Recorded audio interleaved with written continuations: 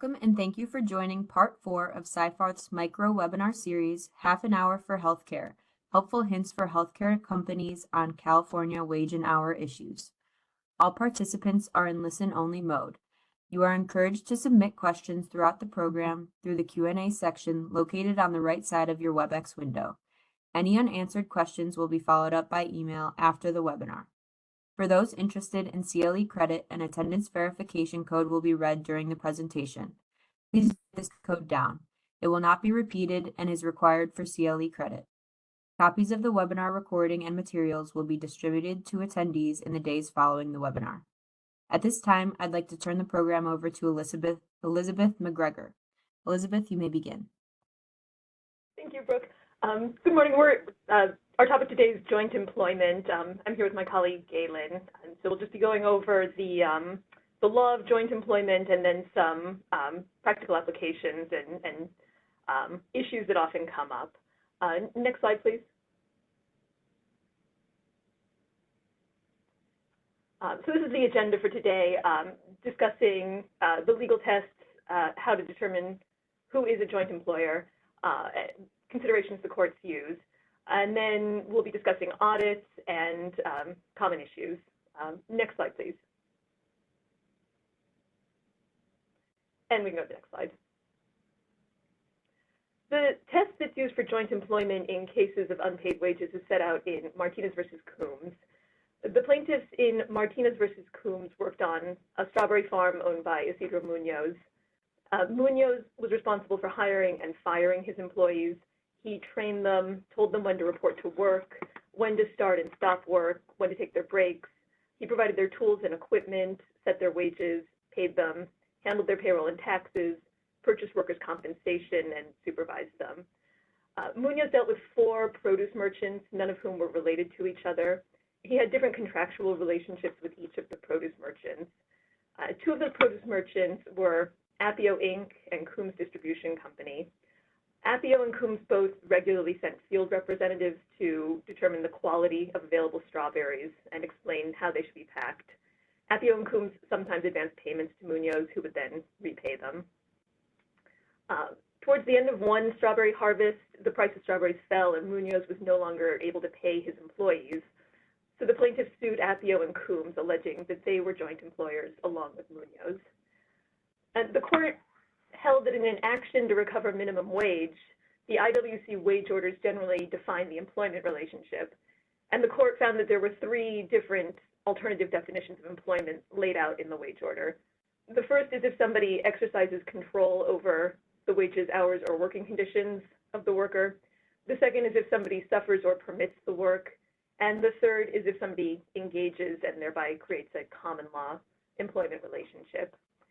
When discussing the first definition of control over the employee's wages, hours, and working conditions, the court wrote that the language of the IWC's employer definition has the obvious utility of reaching situations in which multiple entities control different aspects of the employment relationship, as when one entity which hires and pays workers places them with other entities that supervise the work. And the court further wrote that consistently with this observation, the IWC has explained its decision to include the language in one modern wage order as specifically intended to include both temporary employment agencies and employers who contract with those agencies to obtain employees within the definition of employer. So in that discussion, the court's making it clear that the definition of employer includes a situation in which a staffing agency places their employees at a client site location. And in that case, both the staffing agency and the client site location would be considered the employer. And so whereas a staffing agency might have the ability to exercise control over an employee's wages, it's the client site that would have control over different aspects of the employee's work, including the working conditions. The court also discussed the definition of employ as engage, suffer, or permit to work. And the court wrote that that standard was meant to reach irregular working arrangements. The court gave a few examples of how cases have applied that standard. In one case, a manufacturer was held liable for injuries to a boy who was hired by his father to oil machinery. And in another case, a mining company was held liable for injuries to a boy who was paid by the miners to carry water. So that test is meant to reach situations where the employer is aware that somebody is performing work for them and doesn't take measures to stop that work. It's often applied in claims of off-the-clock work, where courts are considering if the employer had reason to know that somebody was working without recording their time.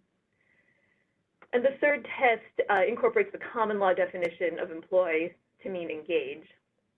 The court wrote that the IWC, even while extending its regulatory protection to workers whose employment status the common law did not recognize, could not have intended to withhold protection from the regularly hired employees who undoubtedly comprise the vast majority of the state's workforce. So applying these tests to the facts of the Martinez case, the court found that Appio and Coombs were not plaintiff's joint employer. The court found that neither Appio nor Coombs had suffered or permitted the work because neither had the power to prevent the plaintiffs from working. Munoz and his foreman had the exclusive power to hire and fire employees, set their wages, and tell them when and where to report to work. Munoz also trained and supervised employees and told them when to take their rest breaks. The plaintiffs argued that Appio and Coombs had field representatives who were responsible for quality control and contract compliance, and argued that there was a joint employment relationship on that basis. However, the court wrote that the representatives would explain to Munoz and his foreman how the merchants wanted the strawberries packed, and Munoz and his foreman would then in turn demonstrate that packing style to the employees. And the representatives would check the work with Munoz, bring any problems to Munoz's attention, and then Munoz would correct those problems with his workers. So the court found that Appio and Coombs were not supervising or exercising control over Munoz's employees. Next slide, please. So while Martinez generally lays out the tests courts consider for joint employment in the wage context, Labor Code Section 2810.3 speaks specifically to situations involving staffing agencies and their client sites. Section 2810.3 defines client-employer to mean a business entity, regardless of its form, that obtains or has provided workers to perform labor within its usual course of business from a labor contractor. And it defines labor contractor to mean an individual or entity that supplies, either with or without a contract, a client-employer with workers to perform labor within the client-employer's usual course of business. So under these definitions, the client-employer would be the client site and the labor contractor would be the staffing agency. So Section 2810.3 provides that a client-employer shall share with the labor contractor all civil legal responsibility and civil liability for all workers supplied by that labor contractor for the payment of wages and failure to secure valid workers' compensation coverage. So this section explicitly makes clear that the client-side employer is responsible for payment of wages to temporary employees. So for example, if the staffing agency is not properly paying its employees their wages, those employees can recover their wages from the client-side employer. And Section 2810.3 also makes it clear that the client-side employer is responsible for health and safety under Cal OSHA. It says, a client employer shall not shift to the labor contractor any legal duties or liabilities under Division 5, commencing with Section 6300, with respect to workers supplied by the labor contractor. So that also places a duty on the client side to provide a safe working environment. Next slide, please. The test for joint employment is slightly different in the context of a claim under the Fair Employment and Housing Act. I think it's worth mentioning. So this court wrote, to evaluate whether an entity is an employer for FEHA purposes, courts consider the totality of the circumstances and analyze several factors, principal among them the extent of direction and control possessed and or exercised by the employer over the employee. And the court wrote, in the particular case of temporary staffing, factors under the contractual control of the temporary staffing agency, such as hiring, payment, benefits, and timesheets being handled by a temporary staffing agency, are not given any weight in determining the employment relationship with respect to the contracting employer. The inquiry with respect to the contracting employer is considered individually, not in relation to that of the direct employer. So as such, in considering a FEHA claim in the context of temporary staffing agencies and a client-side location, liability would be predicated on the allegations of harassment or discrimination involving the terms and conditions of employment that are under the control of the client site, and an employment relationship will exist for FEHA purposes in the context of the control the client-side employer has. In Jimenez, the court first noted that the Fair Employment and Housing Commission defines employee as any individual under the direction and control of an employer under any appointment or contract of hire or apprenticeship, express or implied, oral or written. So FEHA doesn't require a direct employment relationship. It just direction and control can be shown by whether an employee must obey the instructions from the employer and whether there's a right to terminate the services at any time. In Jimenez, the court found considerable evidence that the client side exercised direction and control over the plaintiff's employment. The court noted that the plaintiff was acting in a supervisory role in the client side's production department and had responsibility for 30 colleagues, including both temporary and direct hires of the client site. The plaintiff reported to a client site employee. She was subject to the client site handbook and took a mandatory in-house training at the client site. She was subject to the client site's disciplinary policies and was investigated by the client site as a result of complaints of bullying. And after determining that she had violated that policy, the client site issued a warning to the plaintiff through a direct employee of the client site pursuant to its progressive disciplinary policy. The client site also investigated harassment allegations the plaintiff had raised. And plaintiff was working in a system where direct employees of the client site would supervise and train the temporary employees, and temporary employees were also supervising and training direct hires of the client site. The court also noted that the client site's clinic was used by both temporary and direct hires for any on-the-job injuries. So in this case, the court highlighted a number of factors where the client site's direct hire workers were being treated basically the same as the temporary workers. There was no clear divide between the two groups in terms of how they were supervised or the policies that they were subject to. And so under those circumstances, the court found that the client site was plaintiff's employer for purposes of FEHA. Next slide, please. So apart from the issue of joint employment, there's also the issue of independent contractor misclassification. In Dynamics Operation West versus Superior Court, the Supreme Court considered what standards should apply in determining whether workers should be classified as employees or independent contractors for purposes of California's wage orders. And the court found that the trial court did not err in applying the suffer or permit to work definition of employment in the context of independent contractor misclassification. However, the court concluded that in determining whether a worker is properly classified as an independent contractor under the suffer or permit to work definition, courts should apply the ABC test. The court wrote that the test, that under that test, a worker is properly considered an independent contractor to whom the wage order does not apply only if the hiring entity can establish all three elements of the ABC test. The first is that the worker is free from the control and direction of the hirer in connection with the performance of the work, both under the contract for the performance of the work and in fact. The second is that the worker performs work outside the usual course of the hiring entity's business. And the third is that the worker is customarily engaged in an independently established trade, occupation, or business of the same nature as the work performed for the hiring entity. So the Supreme Court in Dynamics used that ABC test in applying the suffer or permit to work definition of employment in the context of independent contractor misclassification. So then the question becomes whether the ABC standard should similarly be used in the joint employment context. And this case, Curry versus Echelon Enterprises, considered that question and determined that the ABC test would not apply to the question of joint employment. In Curry, the court wrote that the Supreme Court had explained the policy reasons for using the ABC test in the context of a claim for independent contractor misclassification.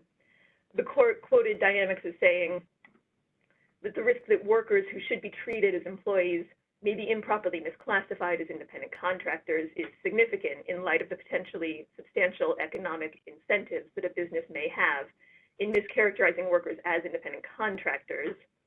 Such incentives include the unfair competitive advantage the business may obtain over competitors that properly classify similar workers as employees, and thereby assume the fiscal and other responsibilities and burdens that an employer owes to an employee. And the Curry Court also wrote that the Supreme Court's policy reasons for selecting the ABC test are uniquely relevant to the issue of allegedly misclassified independent contractors. In the joint employment context, the alleged employee is already considered an employee of a primary employer, so the only issue is whether the employee is also an issue of the alleged secondary employer. So with regard to that issue, the court wrote, the primary employer is presumably paying taxes, and the employee is afforded legal protections due to being an employee of the primary employer. As a result, the policy purposes for presuming that the worker to be an employee and requiring the secondary employer to disprove the worker's status as an employee is unnecessary in that taxes are being paid and the worker has employment protection. So the court concluded that the Supreme Court did not appear to intend for the ABC test to apply to the joint employment context. But that said, this is an area of the law that may continue to develop, so it's worth keeping an eye on it. Next slide, please. And now I'll hand it over to Galen. All right. So one of the things that we've seen and what is often helpful is to do a preemptive audit of temporary workers. So if you're a client and you have temporary workers, you have a legal interest in ensuring that those workers are paid accurately under Labor Code Section 2810.3. So it behooves you to show to figure out whether they're being paid accurately. So a couple of general thoughts and ideas and suggestions we have regarding how clients can help ensure that their temporary workers are being paid all wages they're owed, apologies. So the first thing we recommend is to just figure out how many temporary workers you have. Where do they work? There's two reasons to do this, right? The first is how much money would an audit take? How much time? How much energy? Is it even worth it? If you only have a half dozen temporary workers, you don't need this. If you have a lot more temporary workers, it might be worth dedicating some time and energy into a more formalized audit.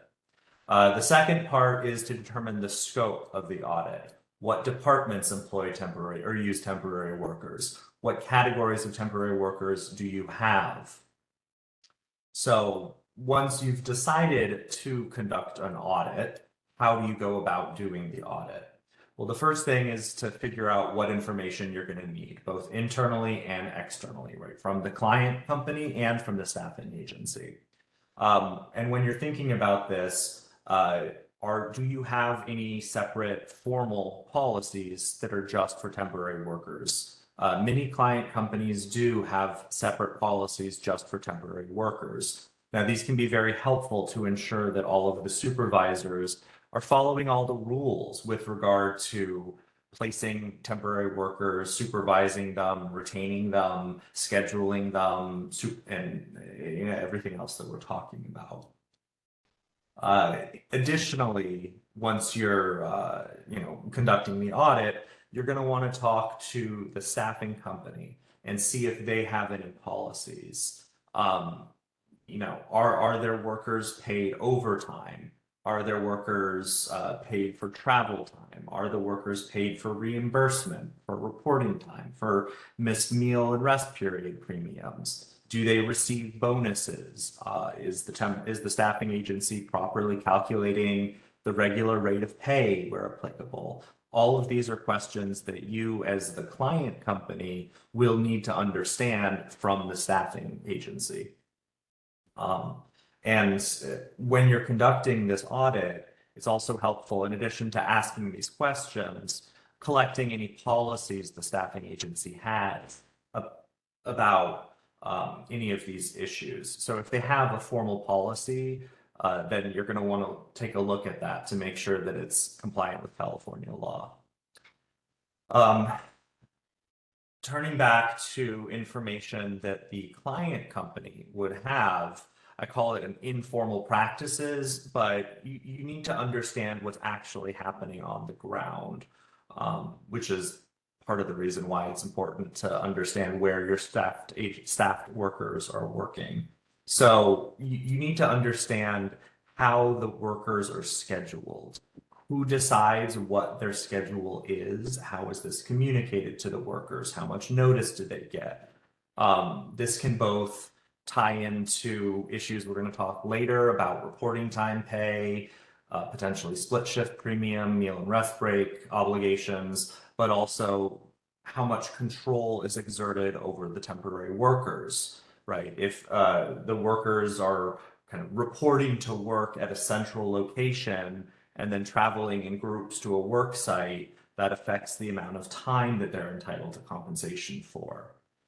Similarly, if an employee calls in before each shift, or if they get a text message from the supervisor saying, hey, we need you to cover next week, Monday through Wednesday, can you? You potentially have, the employee's use of their cellular phone, so you have reimbursement issues.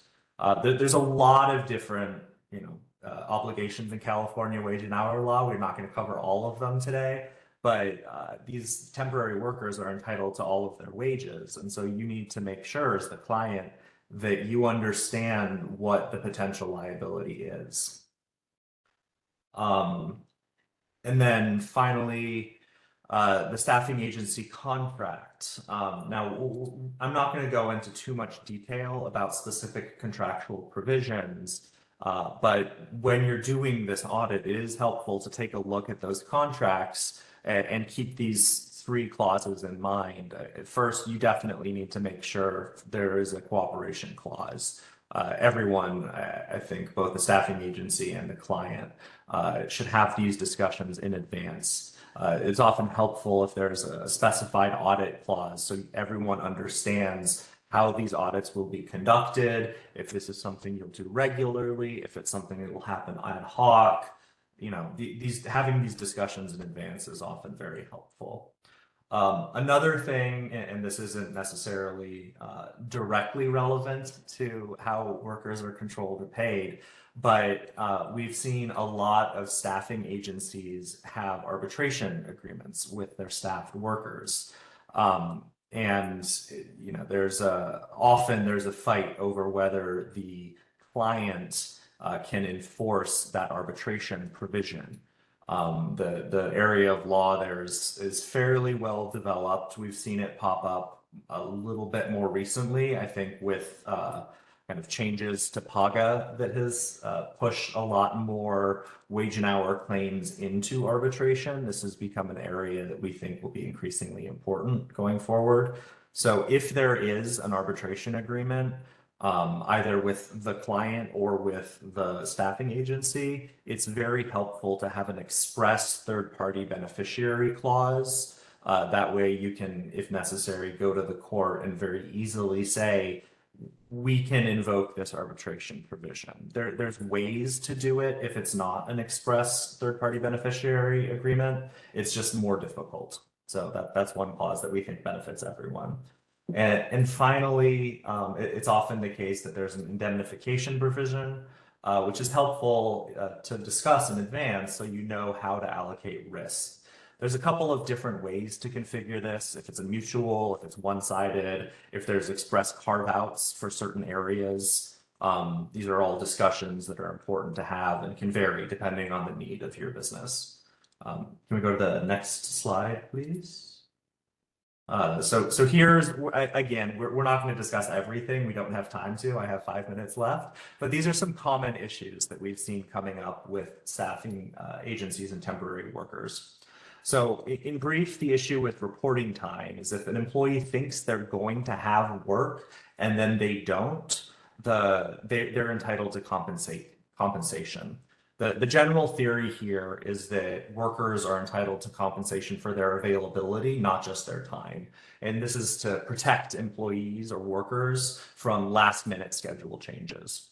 Now, this can certainly affect temporary workers, right? Especially if you have somebody who is covering a temporary worker who's covering for a sick employee and that sick employee comes back. You might not realize you need to tell the temporary worker, oh, we don't need you anymore. So it's just very important to make sure that the temporary worker gets adequate notice before their shift if they're no longer going to be needed. And if they're not given that notice, generally 48 hours is enough. 24 hours can be, but it's better to give 48 hours. If that notice is not given, then you just need to ensure that they get the appropriate penalty, which is varies based on the amount of work that they do. So you should keep that in mind. It's kind of a complicated formula. Also, this is pay at the regular rate of pay, not the hourly rate of pay. So you do need to ensure that any bonuses or non-discretionary income that the temporary worker receives is included in that pay. Can we go to the next slide, please? Thank you. The other thing that we've seen quite often are split shifts, which is exactly what you anticipate. It's where a worker, does work at two different times throughout the day. Often for temporary workers, this occurs when you have somebody who's, covering for multiple employees, maybe in multiple different departments. And so they work, one shift in the morning at one location, and then in the afternoon, they work another shift in a different location. Now, this can be tricky because the supervisor might not even know that the temporary worker is in two different locations in the same day. So it's very helpful to have a temporary worker coordinator, scheduling person who understands where all of the temporary workers are. And the two considerations here are whether this applies if you have a temporary worker who works in multiple different facilities or departments or covers different employees.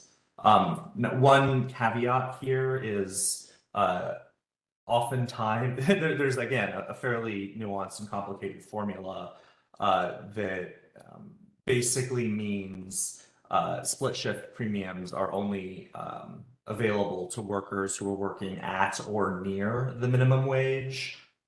So if you have somebody who's making significantly over the minimum wage, oftentimes they're not entitled to split shift premiums. However, they may be entitled to travel time pay or mileage reimbursement if they're traveling from one location to another during their workday.